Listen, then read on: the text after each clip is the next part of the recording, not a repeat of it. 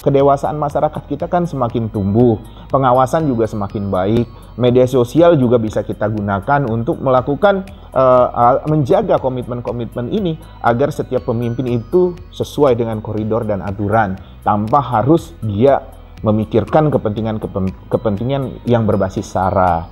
Jadi kalau ada kepala daerah yang terpaksa pindah keyakinan gitu, pindah agama, jangan terlalu khawatir lah.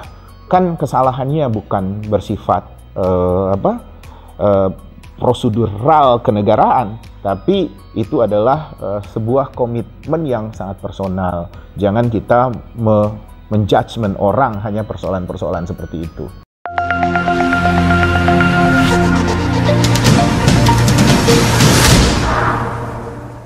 Menurut Bapak nih, seberapa penting sih agama untuk mempengaruhi suatu pemilihan pilkada gitu di Indonesia ini? Penting kalau di situ fanatik, pemilihnya fanatik dengan agama tertentu, itu penting. Jadi ada klien datang, Pak Yanto, atau dia ngomong sama Citra Indonesia, mayoritas di sana itu beda keyakinan dengan saya, susah Pak untuk menang di sana. Dan kita sama tim kita bilang kita bisa memenangkan karena ini kan bukan memilih pemimpin agama, ini kan memilih pemimpin daerah, memilih kepala daerah gitu. Kenapa merasa di situ kalau umat A itu besar, solid gitu, dan secara jumlah dia sangat mayoritas, kemudian fanatik harus begini.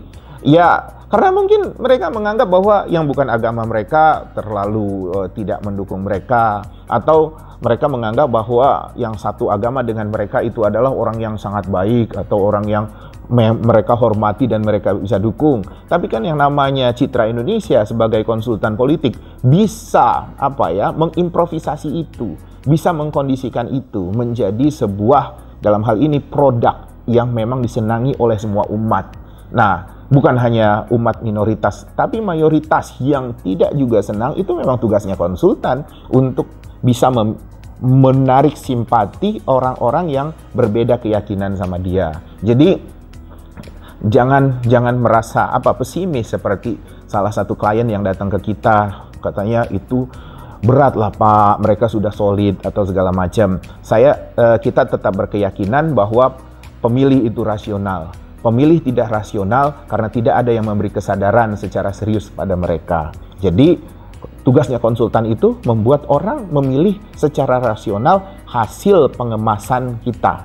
Apakah itu nanti urusan agama itu signifikan atau tidak di daerah itu, atau misalnya urusan suku signifikan atau tidak di daerah itu, atau kelompok-kelompok signifikan atau tidak di daerah itu, nanti kita hitung ulang, kita petakan, kemudian kita akan cari solusi terbaik, rekomendasi terbaik agar klien kita menang. Jadi urusan sara itu urusan kekanak-kanakan kalau kita menganggap itu terlalu serius dalam panggung politik. Memang dia bisa efektif. Maksudnya orang-orang akan melihat, wah, gara-gara di sana mayoritas agama A, jadi kandidat dari agama A itu pasti menang telak. Siapapun dari agama itu besok-besok akan jadi pemimpin. Lihat dulu, ada konsultan yang serius nggak di sana, ada konsultan yang mumpuni nggak di sana, ada yang paten nggak di situ untuk mengolah pertarungan ini. Barang ini harus dikemas atas kebutuhan rakyat. Kebutuhan rakyat itu bukan hanya sekedar agamanya sama kita atau tidak. Itu yang tidak bisa dijawab oleh para konsultan dan tidak bisa dijawab oleh kandidat yang beda keyakinan itu. Nah, ini tantangan gitu. Kan keren gitu. Wah, mayoritas di sana ternyata agama A, yang terpilih yang minoritas, ada apa gitu kan? Cakep kalau kita bisa melakukan itu. Ini tantangan. Jadi janganlah jadi kandidat yang lembek. Kita juga kan nggak mau besok-besok kita dapat pemimpin-pemimpin yang lembek-lembek.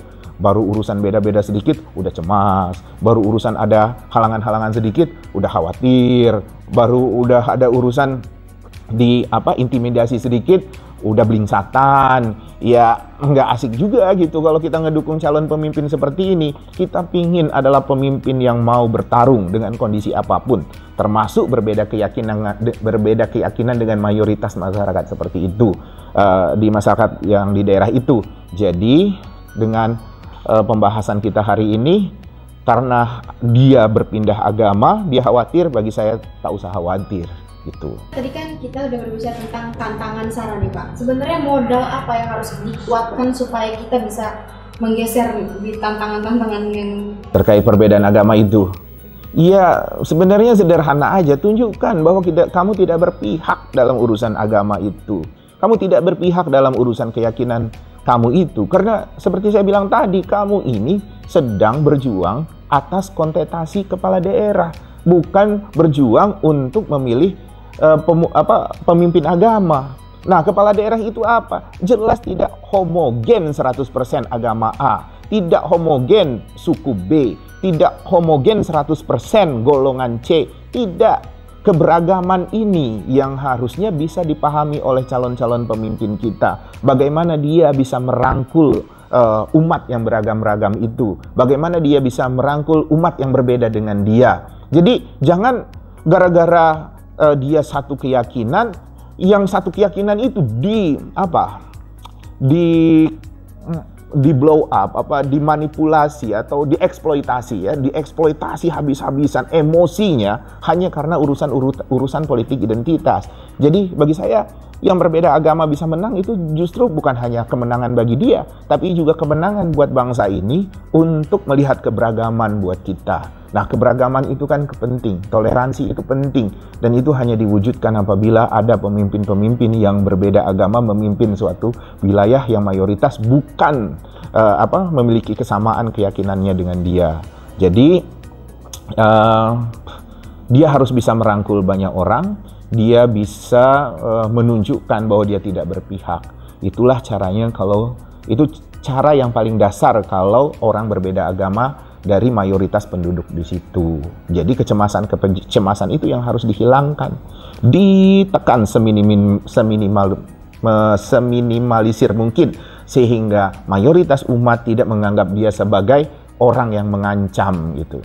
Nah, rata-rata kita ini kan jeri gitu, agak khawatir dengan orang-orang yang punya kecenderungan mengancam gitu. Nah, tidak punya kecenderungan untuk menyatu, berempati, kemudian terlibat dari semua elemen-elemen di situ dan bisa menjahit dan merajutnya menjadi sebuah kekuatan. Jarang ada pemimpin yang seperti itu, dan mudah-mudahan Citra Indonesia bisa membantu beberapa kandidat yang punya potensi seperti itu agar baik buat bangsa ini dan buat Indonesia ke depan. Oke Pak Yanto, kalau misalnya memang kejadian nih di suatu daerah atau di suatu negara di Indonesia ini nih, kejadian nih kita punya pemimpin yang punya beda agama, kira-kira itu bakal jadi polemik nggak sih ke depannya? Ya, akan jadi polemik. Di mana-mana yang namanya perbedaan itu menjadi polemik. Tinggal kedewasaan masyarakatnya untuk mengkritisi pemimpinnya.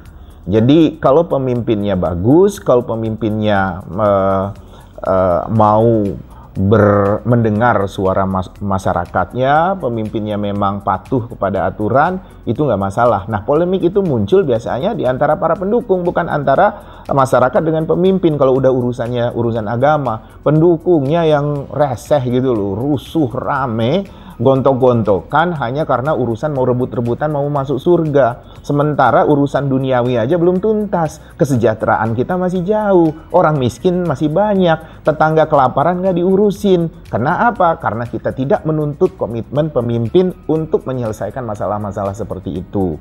Jadi polemik itu tetap pasti selalu ada, dan itu adalah tantangan buat kita, dan ini adalah sebuah variabel untuk membuat kita semakin dewasa. Jadi masyarakat ini harus diberi banyak peluang untuk bisa melihat perbedaan, diberi banyak peluang untuk mau meningkatkan atau menumbuhkan rasa toleransi dia atas kepemimpinan yang berbeda keyakinan, berbeda suku, berbeda agama dan golongan dengan dia.